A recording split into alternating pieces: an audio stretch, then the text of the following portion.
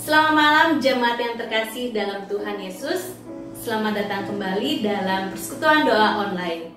Bersyukur karena anugerah Tuhan, kita masih dapat bersekutu bersama meskipun dilakukan secara online. Puji Tuhan. Sebelum memulai persekutuan doa kita hari ini, mari kita mempersiapkan hati kita dengan bersaat teduh.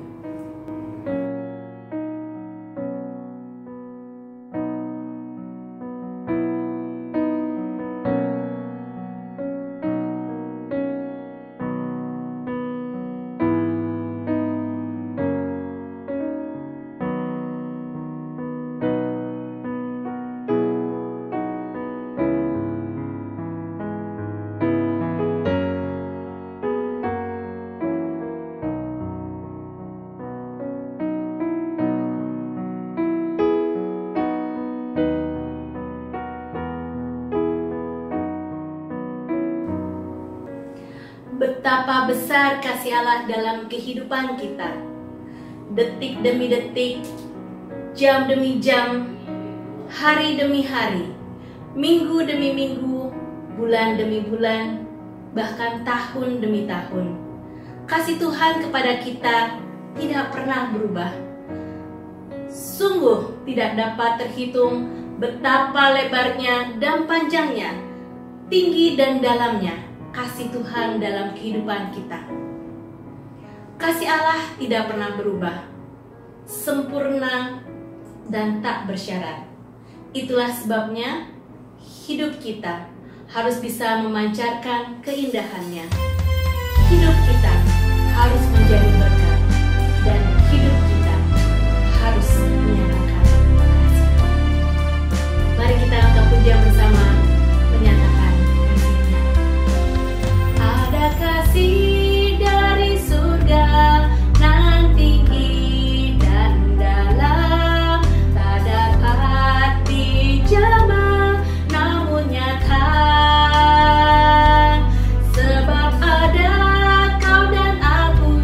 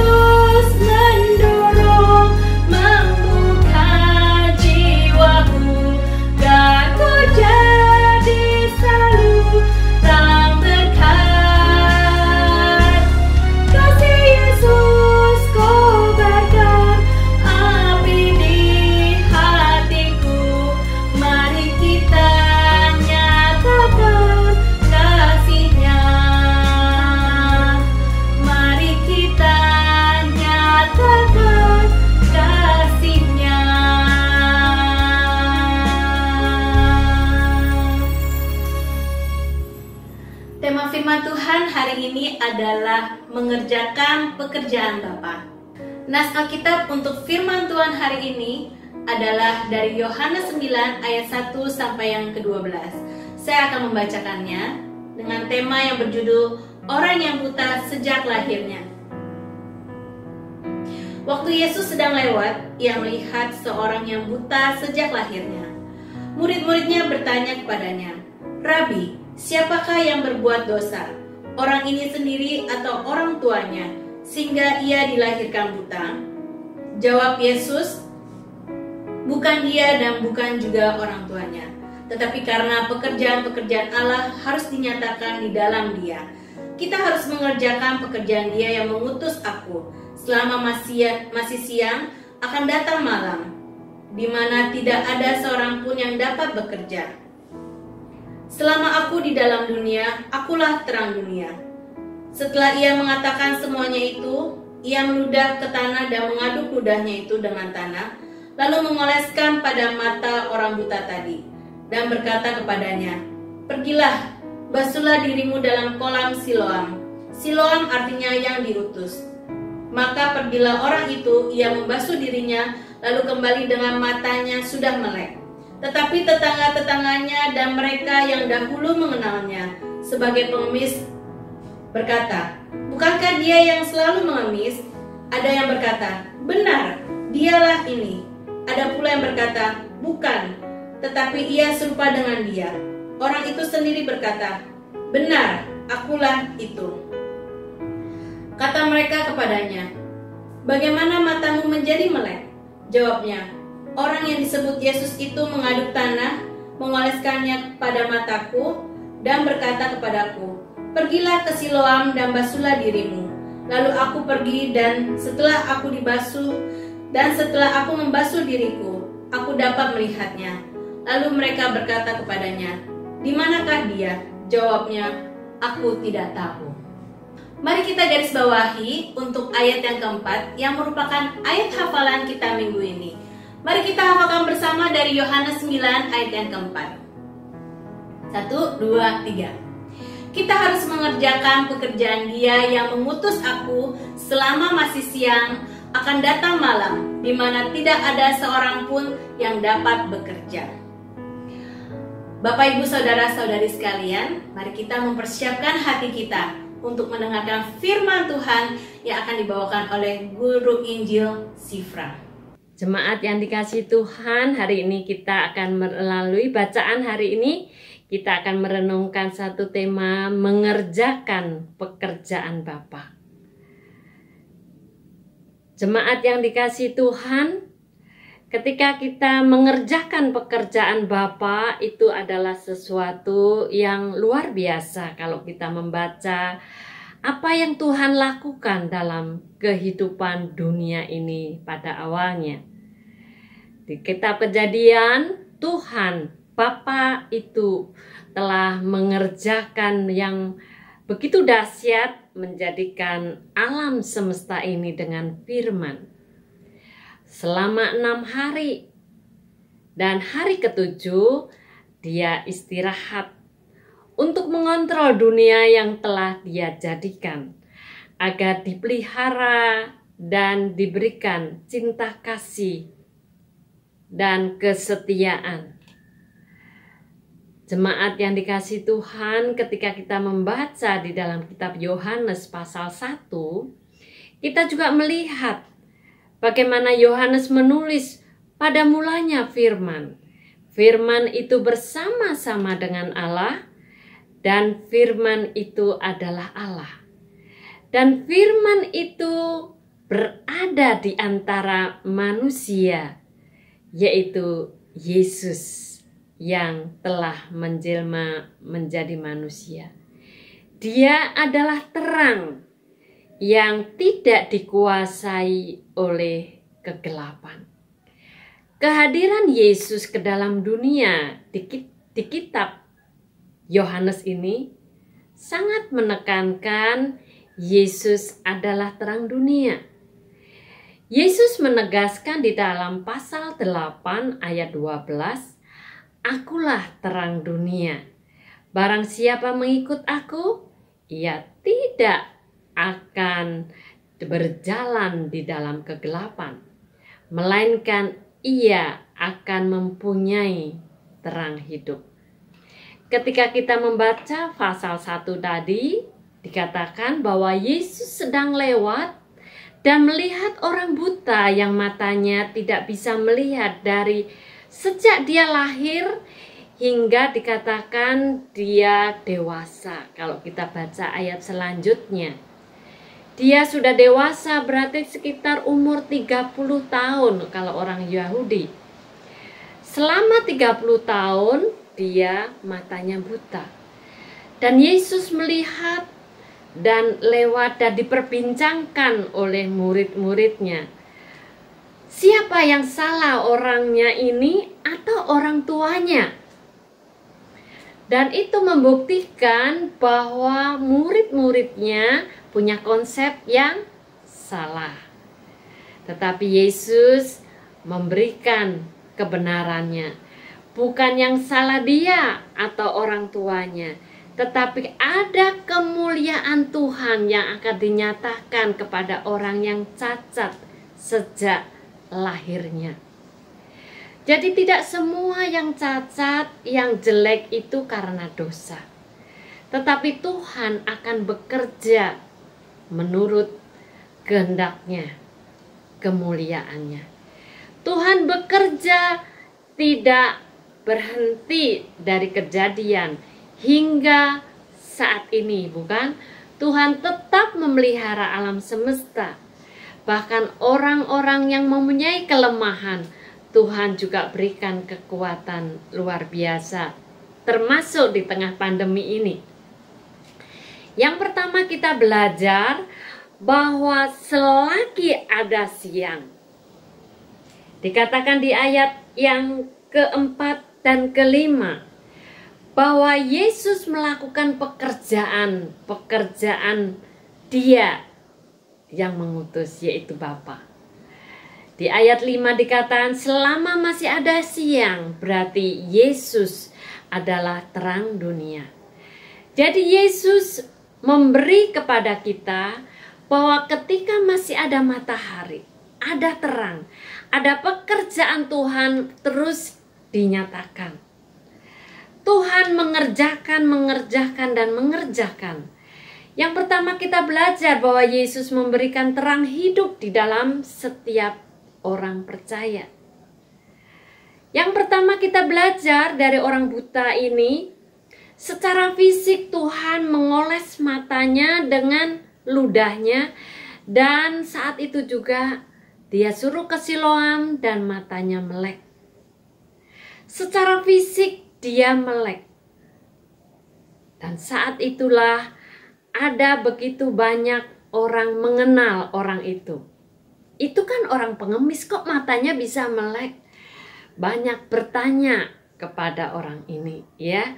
Baik orang yang tahu persis atau tidak tahu persis, tetapi yang jelas secara fisik dia sudah melek. Yesus terang dunia di pasal 8 ayat 9, pasal 9 Yesus membuktikan betul-betul ada orang yang sudah melek, matanya terang. Yesus melakukan mujizat. Mujizat yang ini adalah termasuk mujizat yang ke-6, karena di dalam Yohanes ada 7 mujizat. Yang terakhir Yesus membangkitkan orang yang mati. Dan melalui kisah ini kita bisa memberikan pengertian di ayat yang ke-11 tadi. Orang yang buta itu bisa mengerti siapakah yang menyembuhkan kamu, yaitu Yesus. Karena kemungkinan besar dia hanya mendengar murid Yesus tanya kepada murid-muridnya bahwa Yesus yang itu yang lewat. Saat itu dia masih buta. Dan saat dia melek, justru dia tidak tahu Yesus kemana. Makanya dia mengatakan, saya tidak tahu kemana dia. Yang kedua, setelah dia melek, ada satu proses di mana orang-orang saat itu bertanya, termasuk orang-orang Farisi yang saat itu tetangga-tetangganya membawa kepada orang Farisi. Dan orang Farisi itu juga mempertanyakan siapa yang membuat kamu melek, ya. Dan itu menjadi satu gosip. Baik kalangan orang Farisi, tetangga maupun orang tuanya pun dipanggil saya tidak tahu. Karena dia sudah dewasa, dia bisa mengatakan. Dan itu membuktikan banyak gosip. Dan itu bukan pekerjaan Tuhan. Makanya Tuhan mencingkir. Kita sebagai anak-anak Tuhan, kita juga belajar seperti Yesus. Membuat terang dunia ini. Menyelesaikan persoalan, masalah. Tetapi kalau kita membaca, hidup ini adalah di dalam kegelapan. Seperti gosip yang dilakukan oleh tetangga tadi. Juga orang Farisi mencari gosip. Juga menginterogasi orang yang sudah melek.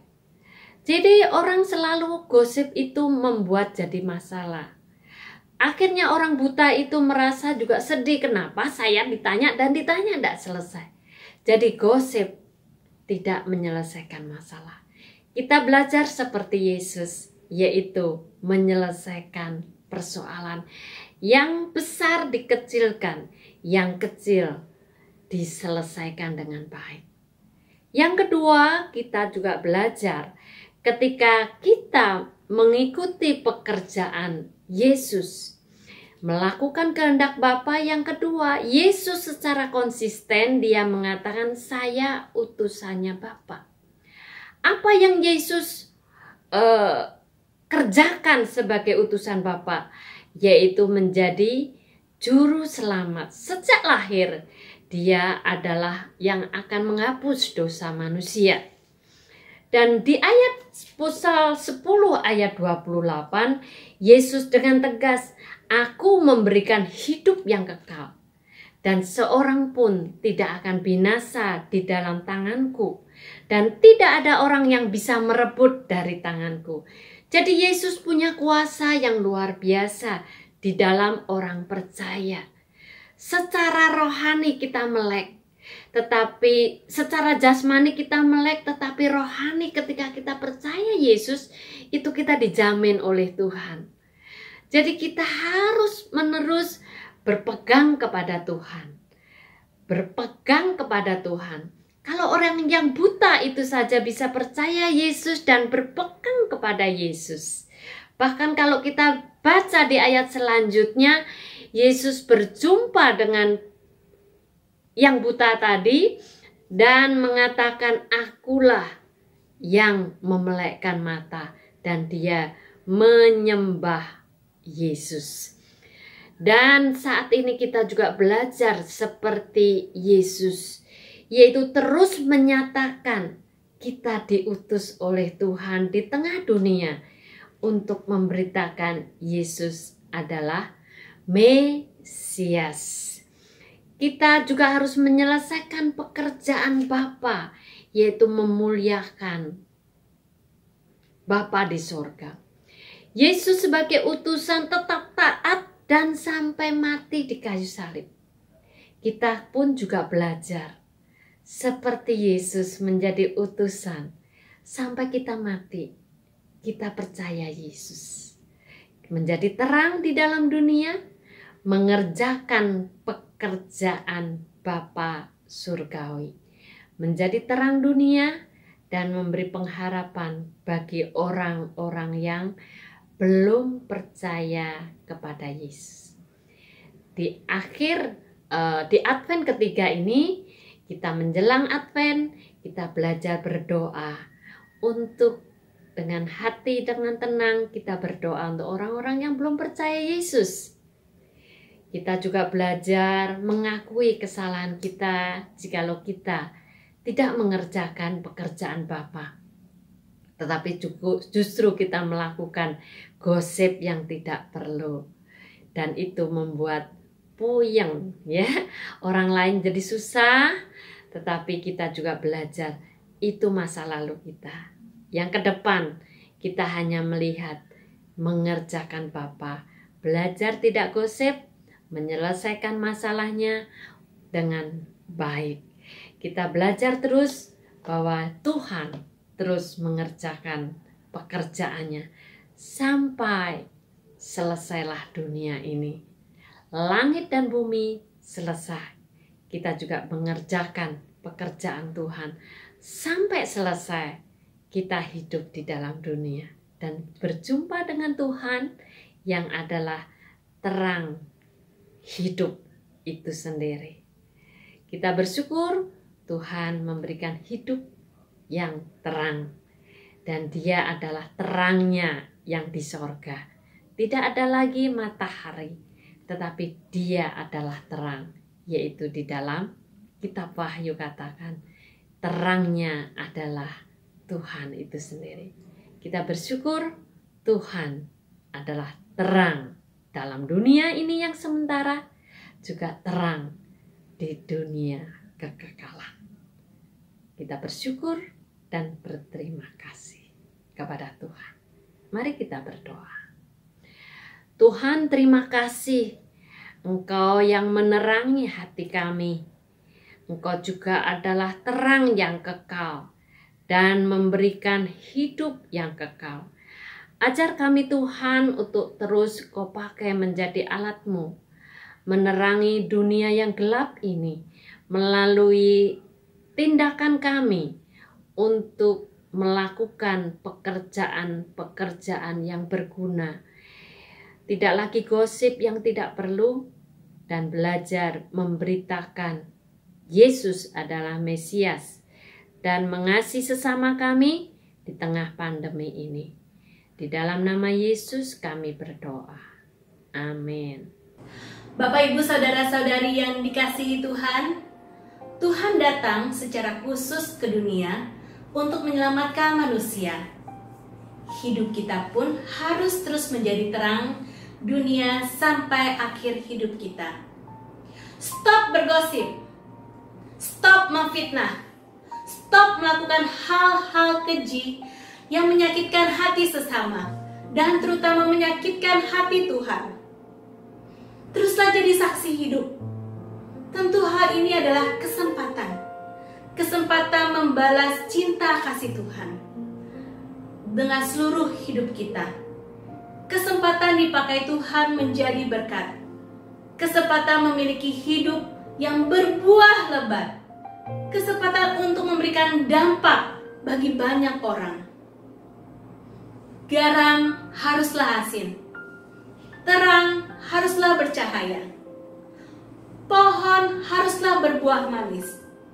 Hanya dengan cara inilah kita dapat membawa surga turun ke bumi. Dengan demikian, banyak orang dapat mencicipi kasih Tuhan dan mereka pun boleh datang kepadanya.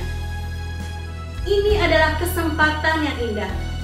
Pergunakanlah dan jangan disia-siakan hidup yang sudah Tuhan berikan.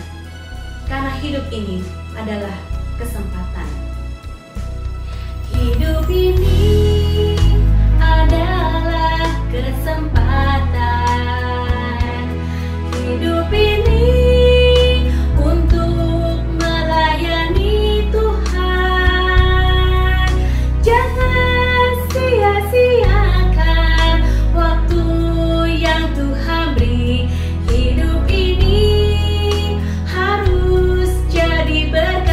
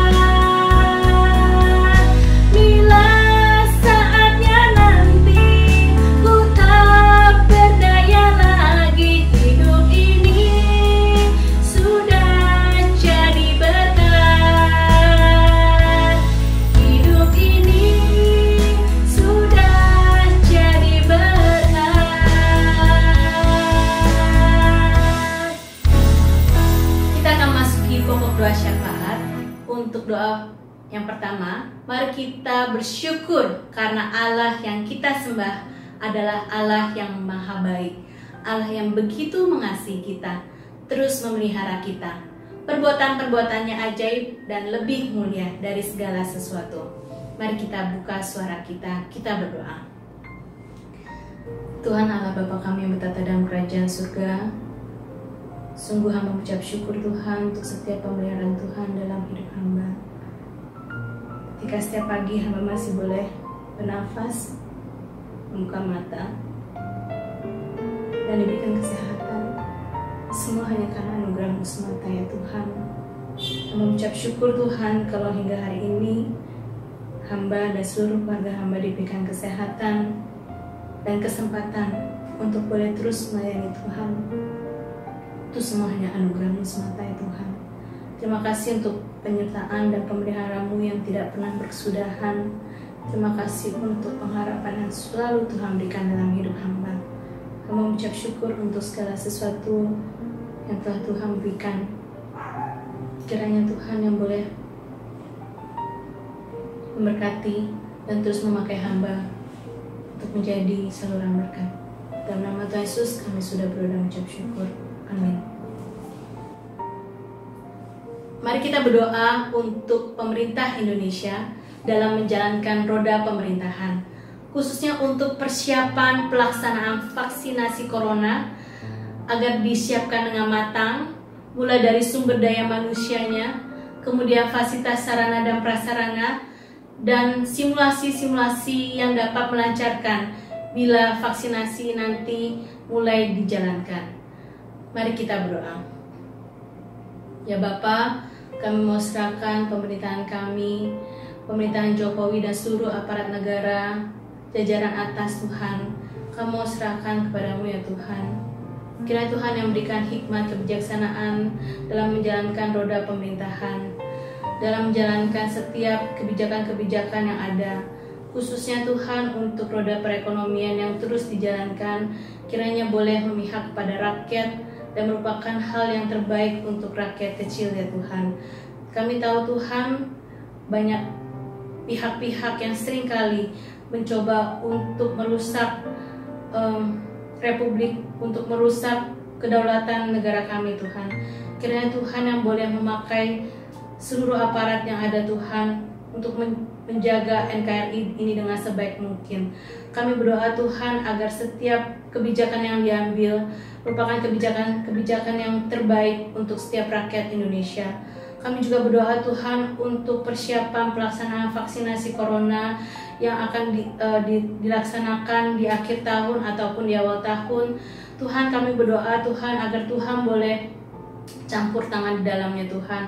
Kami berdoa untuk setiap sumber daya manusia, untuk setiap prosedur, dan untuk setiap sarana prasarana, semuanya Tuhan, kiranya Engkau yang turut campur tangan di dalamnya Tuhan. Tuhan yang sempurnakan vaksinasi ini Tuhan. Tuhan yang sempurnakan vaksin-vaksin yang ada Tuhan, sehingga vaksin ini merupakan vaksin yang sangat efektif Tuhan untuk setiap rakyat Indonesia untuk mencegah penyebaran virus COVID-19.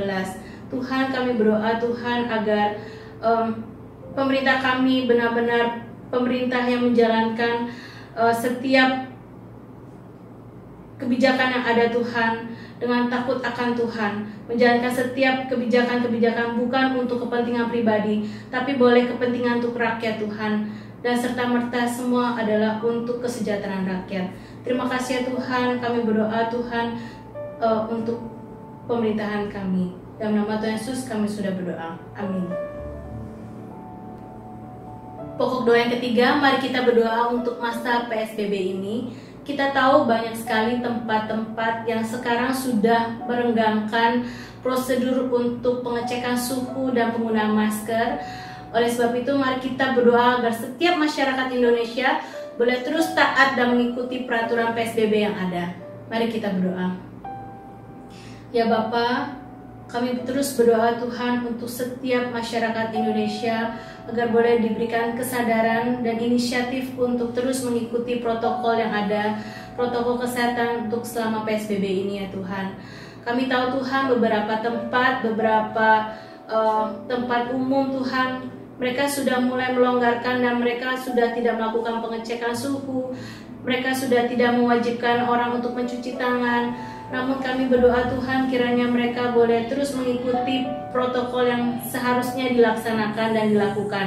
Kami berdoa Tuhan agar penyebaran COVID ini tidak meluas. Kami berdoa agar setiap masyarakat boleh dengan patuh dan taat mengikuti protokol kesehatan PSBB yang ada. Berdoa agar mereka boleh terus menjaga jarak. Berdoa agar setiap orang boleh menggunakan masker pada saat berpergian dan boleh rajin untuk mencuci tangan. Kami berdoa Tuhan agar mengurangi kerumunan yang ada Tuhan, agar tidak banyak kerumunan-kerumunan dan setiap orang boleh mengerti bahayanya akan COVID-19 ini. Terima kasih ya Tuhan, Tuhan yang boleh memakai PSBB ini Tuhan menjadi momentum untuk setiap kami untuk diam di rumah dan boleh bersama dengan keluarga. Terima kasih ya Tuhan, dalam nama Tuhan Yesus kami sudah berdoa. Amin. Mari kita berdoa bagi pergumulan jemaat yang saat ini sedang bergumul dengan masalah ekonomi, rumah tangga, dan juga ketidakpastian kapan pandemi ini akan berakhir. Kiranya mereka tetap memandang kepada Yesus Kristus, sumber pengharapan sejati. Mari kita berdoa. Ya Tuhan, kami mau berdoa untuk setiap jemaat GKI Kanaan. Kiranya Tuhan yang boleh terus berada dalam keluarga jemaat GKI Kanaan. Tuhan yang memberkati untuk setiap pergumulan yang mereka hadapi. Untuk pergumulan masalah hubungan suami istri, pergumulan untuk masalah ekonomi, pergumulan mungkin yang sedang menghadapi masalah dengan orang tua ataupun dengan anak-anaknya. Tuhan, beragam masalah yang muncul ketika kami menghadapi pandemi ini ya Tuhan. Tapi kami percaya bahwa kami memiliki satu nama, yaitu nama Tuhan Yesus yang boleh menjadi sumber pengharapan dan kekuatan kami. Kami berdoa Tuhan agar setiap jemaat GKI Kanaan boleh terus dikuatkan, boleh terus mengingat akan kasih Tuhan dan penyertaan Tuhan selama ini. Sehingga kami tidak pernah membiarkan ada satu ruang keraguan akan kasih-Mu ya Tuhan. Karena kami percaya Tuhan akan terus menopang dan Tuhan akan terus menyertai keluarga kami ya Tuhan. Kami berdoa agar setiap jemaat GKI Kanaan boleh sehati dan boleh terus juga mengikuti seluruh kegiatan-kegiatan yang ada yang dilaksanakan oleh GKI Kanaan, oleh gereja, sehingga iman kami pun boleh semakin dikuatkan dan kami juga boleh memiliki komunitas yang saling mendukung satu sama lain. Terima kasih ya Tuhan untuk setiap penyertaan-Mu. Kami berdoa terus untuk keluarga besar GKI Kanaan. Di dalam nama Tuhan Yesus kami sudah berdoa. Amin. Kita juga mau mengingat untuk setiap jemaat-jemaat kita yang sedang lemah tubuh dan lanjut usia. Mohon Tuhan yang berbelas kasihan memberikan kesehatan dan kesembuhan. Tuhan yang menolong dan memberikan kekuatan. Mari kita buka suara kita berdoa. Ya Bapa, kami mau serahkan untuk semua mereka yang sedang lemah tubuh. Ya Tuhan, beberapa di antaranya juga sudah mengalami sakit yang cukup lama. Kami berdoa Tuhan khususnya untuk teman kami Andi Sanjaya. Kami berdoa untuk Pak Paulus Makali. Kami berdoa untuk AP Abun dan banyak beberapa di antaranya mereka yang usia lanjut. Ya Tuhan, kiranya Tuhan yang terus memberikan mereka sukacita dan penghiburan di masa sakit yang sedang mereka derita. Kiranya Tuhan juga boleh menyembuhkan mereka melalui obat-obatan yang mereka konsumsi. Dan kiranya Tuhan ketika mereka menghadapi dan menjalani hari-hari mereka dengan apa yang sedang mereka alami, tidak mengurangi pengharapan mereka dan iman mereka bahwa Tuhan mengasihi mereka. Kiranya Tuhan yang terus menjamah mereka yang sedang sakit dan juga untuk mereka yang sudah lanjut usia, mereka yang sedang kesepian, Tuhan yang terus menemani dan Tuhan yang terus memberikan penghiburan. Terima kasih ya Tuhan, kiranya Tuhan yang terus menjaga mereka dan jikalau Tuhan izinkan, kiranya Tuhan yang menyembuhkan mereka tepat pada waktu yang Tuhan izinkan. Di dalam nama Tuhan Yesus kami sudah berdoa. Amin.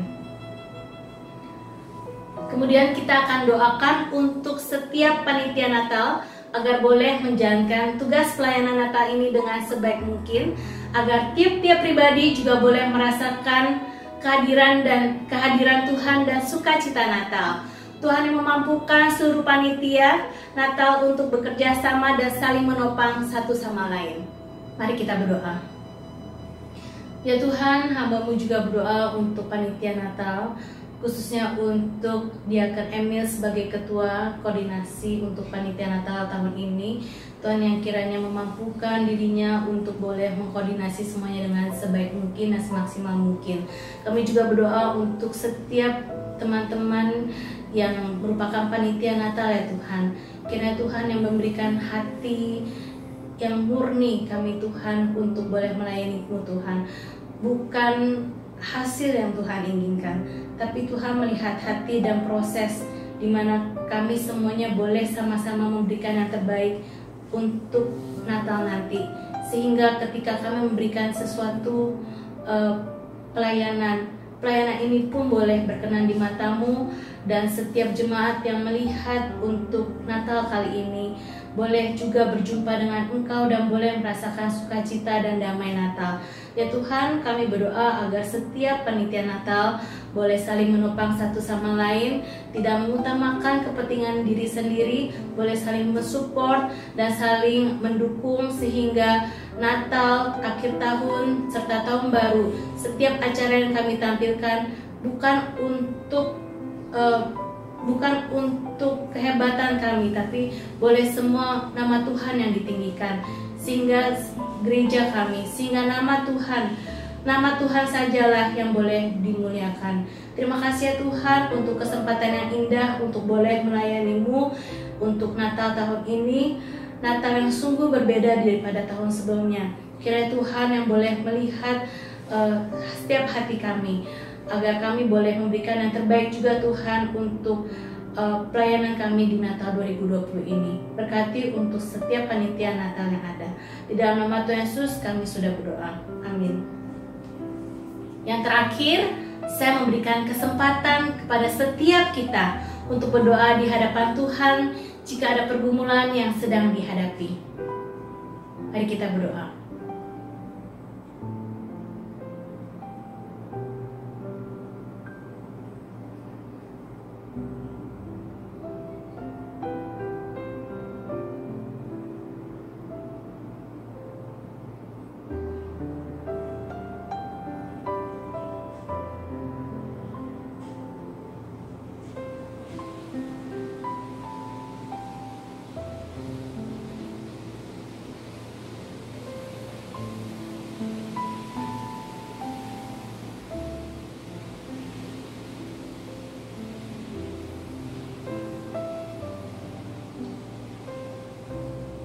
Ya Tuhan, demikianlah untuk seluruh rangkaian doa kami pada hari ini.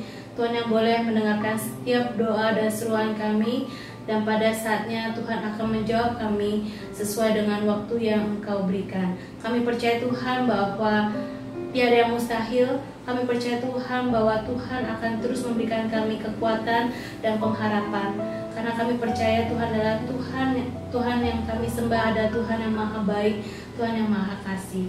Di dalam nama Tuhan Yesus kami sudah berdoa dan mengucap syukur. Amin. Demikianlah untuk persekutuan doa malam pada hari ini. Terima kasih dan sampai jumpa.